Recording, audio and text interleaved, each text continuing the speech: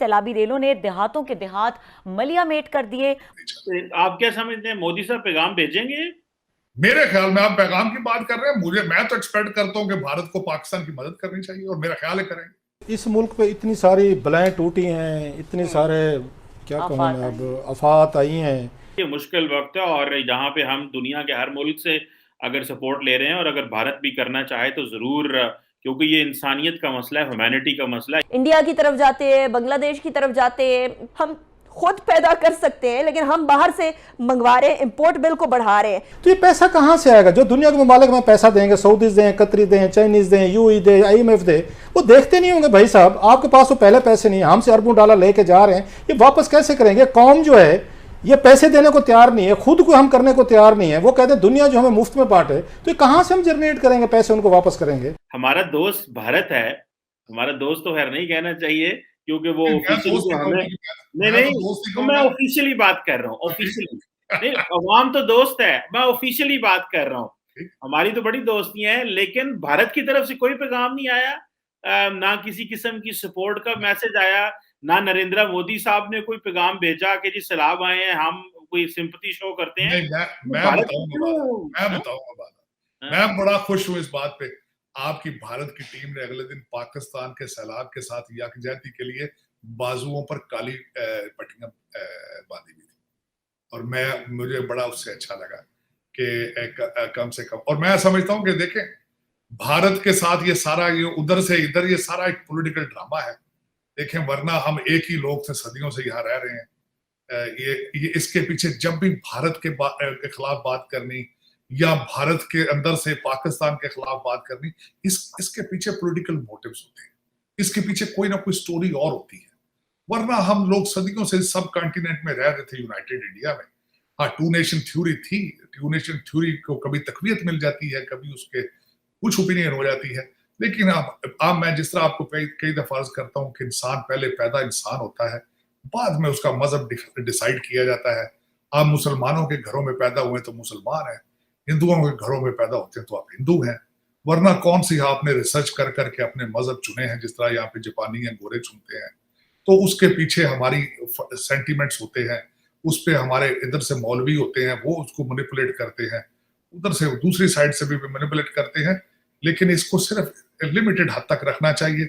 इंसानियत के लिए मैं समझता हूँ कि उसका ज्यादा हमें लिहाज होना चाहिए, और मेरे ख्याल में 21st सेंचुरी में खासकर we have to learn how to live in harmony with each other। आप क्या समझते हैं, मोदी साहब पैगाम भेजेंगे? मेरे ख्याल में आप पैगाम की बात कर रहे हैं, मैं तो एक्सपेक्ट करता हूं कि भारत को पाकिस्तान की मदद करनी चाहिए और मेरा ख्याल है करेंगे। मेरे ख्याल आप पैगाम की बात करते हैं, मैं am expecting aid from them।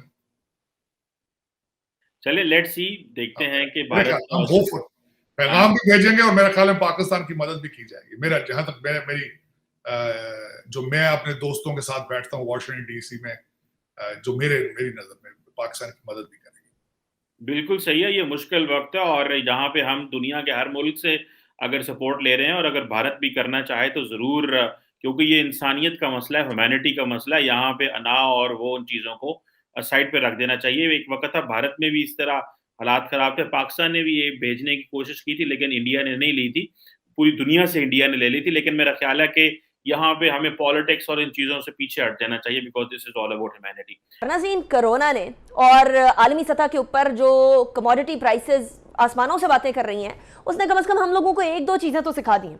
और उन एक दो चीज़ों के अंदर से सबसे इंपॉर्टेंट चीज़ ये है कि जब तक खुद कफील नहीं होंगे तो फिर आपको खाने के लाले पड़ जाएंगे। पाकिस्तान एक ऐसा मुल्क जो किसी ज़माने में बड़ा नाज किया करता था कि हमारा इरिगेशन सिस्टम वर्ल्ड क्लास है, हमारी रीढ़ की हड्डी हमारा एग्रीकल्चर है, ज़राअत हमारी इतनी आउट क्लास है कि हम लोग कभी भूखे नहीं मरेंगे कम से कम। आज पॉइंट ये आ गया है कि हम लोग जो चीज़ें एक्सपोर्ट किया करते थे, आज वो इंपोर्ट करने के ऊपर जो है वो मजबूर हो गए हैं। पाकिस्तान की कुछ एक्सपोर्टेड क्रॉप्स या जो क्रॉप्स एक्सपोर्ट होती हैं उसके अंदर से राइस, वीट और कॉटन हुआ करती थी। आजकल हम वीट इंपोर्ट करने के ऊपर जो है वो मजबूर भी हुए। हम लोगों ने पिछले कुछ सालों के अंदर देखा कि हम लोगों को एक्सपोर्ट करने के बाद वीट इंपोर्ट करनी पड़ी। सूरत हाल यहां आ गई है कि हम लोगों का जो 70% आबादी जिस शोबे से ताल्लुक रखती है, हमने उस शोबे को बिल्कुल कोने से लगा दिया है और हम सिर्फ सियासत पे बात करते हैं, हम सिर्फ और सिर्फ इंडस्ट्रियलाइजेशन की बात करते हैं। ये नहीं सोचते कि खाने को दाने नहीं होंगे तो ये इंडस्ट्रियलाइजेशन पेट नहीं भरा करेगी। इसलिए पाकिस्तान को फौरी तौर पर इस शोबे की तरफ, ज़राअत की तरफ ध्यान देना होगा। Pakistan at this point in time 36,000 square kilometre से ज्यादा का एग्रीकल्चरल लैंड है, जो कि बड़ी तेजी से खत्म हो रहा है। इसलिए क्योंकि एग्रीकल्चरल लैंड, जो हमारी ऐसी जरखेज जमीन जिसके ऊपर क्रॉप लग रही होनी चाहिए, 20-22 करोड़ की आबादी को खिलाने के लिए, उनके पेट भरने के लिए, वहां हाउसिंग स्कीमें खड़ी होती हुई हम लोगों को नजर आ रही हैं। अभी रिसेंटली वर्ल्ड बैंक ने $200 मिलियन का एक जो है वो अप्रूव किया लोन पंजाब के अंदर न्यू टेक्नोलॉजीज के हवाले से। एग्रीकल्चर सेक्टर के अंदर एक इंपॉर्टेंट चीज है, लेकिन क्या ये कोई फर्क डाल सकेगी? बिलखुसूस एक ऐसी शोबे के अंदर जो कि तकरीबन पाकिस्तान की जीडीपी का 25% है।